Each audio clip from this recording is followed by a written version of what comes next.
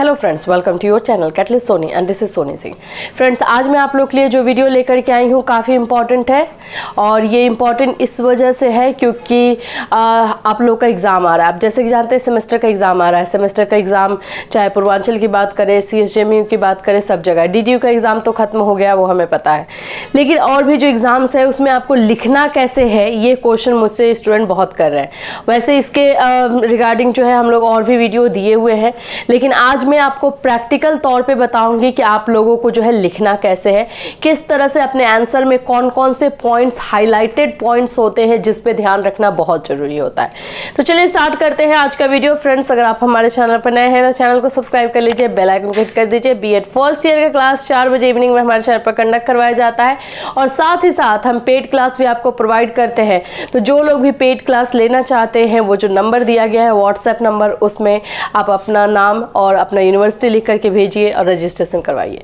चलिए बात कर लेते हैं इस टॉपिक के बारे में। कैसे, देखिए आप यहाँ पे अपने यहाँ पे बोर्ड दिख रहा है, आपको देख सकते हैं हाउ टू राइट आंसर्स। कैसे आंसर लिखे, कौन कौन से मेन पॉइंट होते हैं जिसमें जो कॉपी चेक करने वाले थे, एग्जामिनर्स होते हैं, उस पर ध्यान देते हैं।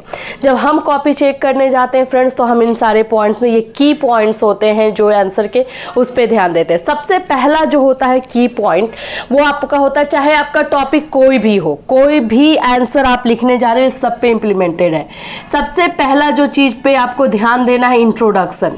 जो भी टॉपिक आप लिख रहे हैं, जैसे मैं अगर फॉर एग्जांपल बोलूं तो मैं बोलूंगी कि आप ग्रोथ एंड डेवलपमेंट के बारे में, मान लीजिए कि एक लॉन्ग क्वेश्चन आया हुआ है कि वृद्धि से आप क्या समझते हैं, विकास से आप क्या समझते हैं, दोनों की विशेषताएं लिखें।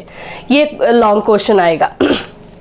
तो अब वृद्धि एंड विकास के बारे में आपको लिखना है। तो सबसे पहले तो वृद्धि को इंट्रोडक्शन करना पड़ेगा, यानी कि ग्रोथ को इंट्रोड्यूस करना पड़ेगा। तो उसको आप दो तरह से करेंगे। ग्रोथ को का इंट्रोडक्शन दो तरह से होता है। देखिए मैं आपको बता रही हूँ, एक तो होता है कॉमनली, जो नोइंग फैक्ट होता है। कॉमनली का मतलब कि जो वृद्धि के बारे में सब लोग जानते हैं।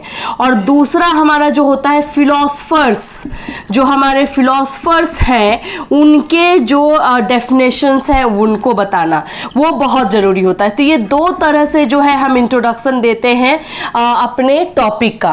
तो पहला तो है कॉमनली नोइंग, जो सभी लोग जानते हैं, जो इसके बारे में एक आम साधारण सी जो है मान्यता बनी हुई है, जिसको आप बोल सकते हैं कॉन्सेप्ट। इसको हम लोग कॉन्सेप्ट भी बोलते हैं। तो ये एक लिखेंगे, जो भी हमारा टॉपिक हो। टॉपिक मैंने जैसे आपको बताया कि ग्रोथ के बारे में हम लिख रहे हैं, ग्रोथ यानी कि वृद्धि के बारे में हम लिख रहे हैं। तो वृद्धि के बारे में अगर हम लिख रहे हैं तो सबसे पहले हमको इंट्रोडक्शन देना है। वृद्धि का दो तरह से होगा, एक कॉमनली नोइंग फैक्ट जो कि कॉन्सेप्ट है वृद्धि का। तो वृद्धि का कॉन्सेप्ट क्या है कि वृद्धि जो है शारीरिक विकास, इंसान के में जो शारीरिक चेंजेस होते हैं, जो फिजिकल चेंजेस होते हैं, उसको हम वृद्धि कहते हैं। ये कॉन्सेप्ट है, ठीक है।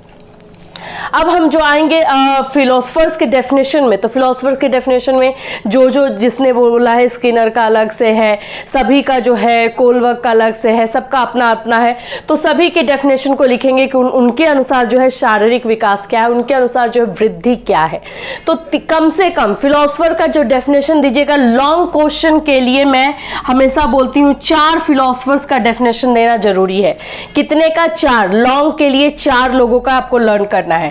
तो ये हमारा पहला पार्ट हुआ इंट्रोडक्शन। दूसरा पार्ट हम जब आते हैं तो हमारे देखिए पहले पार्ट में 2 पॉइंट है। ये आपका 1 से 1.5 पेज से जो है कवर कर ही लेता है। 1.5 पेज तो मेरे ख्याल से कवर कर ही लेता है। दूसरा जो हमारा आता है मिड, जो बीच वाला जो पार्ट होता है, जिसमें हम बोलते हैं कि कुछ भी लिखेंगे तो चलेगा। ऐसा नहीं होता है, कुछ भी लिखेंगे नहीं, वहां भी आपको पॉइंट देखना पड़ता है। तो वहां पे हमने, जैसे मैंने आपको क्वेश्चन बताया कि वृद्धि से आप क्या समझते हैं, विकास से आप क्या समझते हैं, ठीक है। तो जिस तरह से आपने वृद्धि को डिफाइन किया, उसी तरह से विकास को डिफाइन करेंगे। अब इसके बाद से इसकी विशेषता बताया, पूछा है इसकी विशेषता। तो उसकी विशेषता को, यानी कि कैरेक्टरिस्टिक को हम जो है लिखेंगे। तो मतलब कहने का ये है कि हमारा जो मिडिल पार्ट होगा, उस क्वेश्चन का जो सेकेंड पार्ट होगा, एक लॉन्ग क्वेश्चन कभी भी अकेले नहीं आता है, उसके साथ दूसरा उसका जो है पार्ट रहता है। तो दूसरे पार्ट को जो है मिडिल में डिस्क्राइब करेंगे। ये 2 हुआ। तीसरा जो हमारा इंपॉर्टेंट पार्ट होता है कंक्लूजन।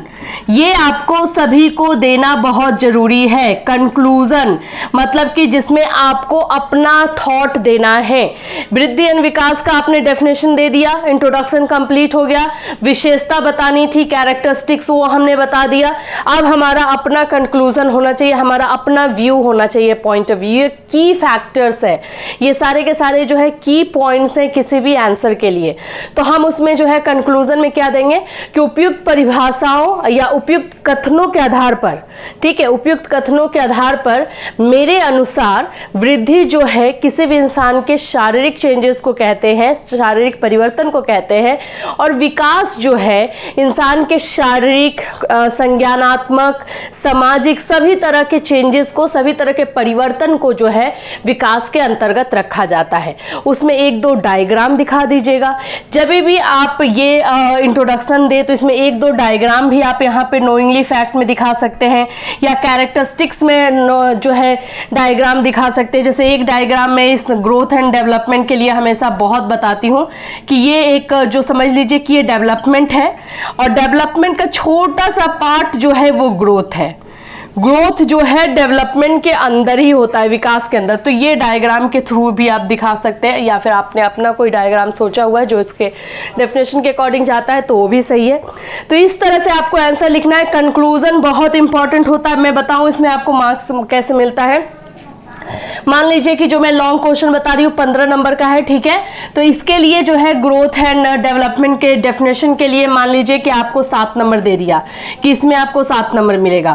कैरेक्टरिस्टिक्स के लिए आपको 5 नंबर दिया, और 2 नंबर जो है कंक्लूजन के लिए रख लिया, या 3 नंबर जो है कंक्लूजन के लिए रख लिया। अब मान लीजिए कि आपने कंक्लूजन नहीं दिया तो आपका ये 3 नंबर तो ऐसे ही चला गया, फिर आपको 5, 7, 12 में से ही मार्क्स मिलेगा, 3 नंबर आपको नहीं मिलेगा। बहुत सारे स्टूडेंट बोलते हैं कि हम तो आंसर पूरा अच्छे से लिख कर आए थे, हमें मार्क्स क्यों नहीं मिला। तो फ्रेंड्स, मार्क्स नहीं मिलने का रीजन यही होता है कि आप कभी भी उसको कंक्लूड नहीं करते। कंक्लूड करने का मतलब होता है अपनी बातों के साथ उसको बंद करना, अपने आंसर को जो है वाइंड अप करना। तो ये बहुत इंपॉर्टेंट है। तो ये तीसरा पार्ट रहेगा जिसमें आपको देना है। सो आई होप कि आप लोगों को क्लियर हो गया हो कि एक क्वेश्चन के आंसर को देने के लिए 3 इंपॉर्टेंट पार्ट्स होते हैं जिसको आपको ध्यान में रखना होता है, और आप इसको फॉलो भी करेंगे एग्जाम में। फिर मिलूंगी। Till then have a nice day.